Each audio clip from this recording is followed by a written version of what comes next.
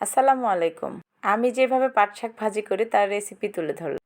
কড়াইতে সামান্য পরিমাণ তেল দিয়ে তাতে পেঁয়াজ, মরিচ, একটু রসুন কুচি দিয়ে ভালোভাবে ভেজে নিতে হবে। যে কোনো শাক ভাজিতে আমি পেঁয়াজটা খুব বেশি লাল করে ভাজি না, কারণ আমার কাছে একটু ক্রাঞ্চি ক্রাঞ্চি থাকলেই ভালো লাগে।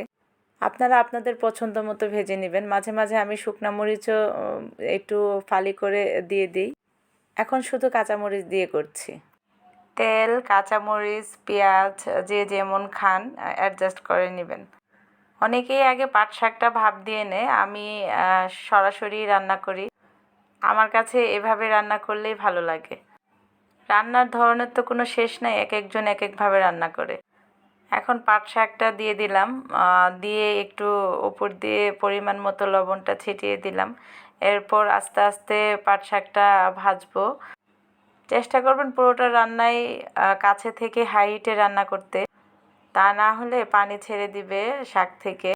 আর যখন পানি ছেড়ে দিবে তখন শাকটা একদম সেদ্ধ হয়ে গলে যাবে, খেতে আর ভালো লাগবে না।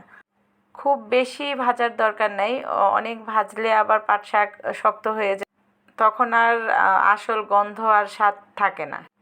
অল্প কিছুক্ষণ ভাজার পরেই আর কি উঠিয়ে নেবেন। এই তো আমার সিম্পল প্রসেসে পাট শাক রান্না কমপ্লিট। সবাই ভালো থাকবেন, সুস্থ থাকবেন। আল্লাহ হাফেজ।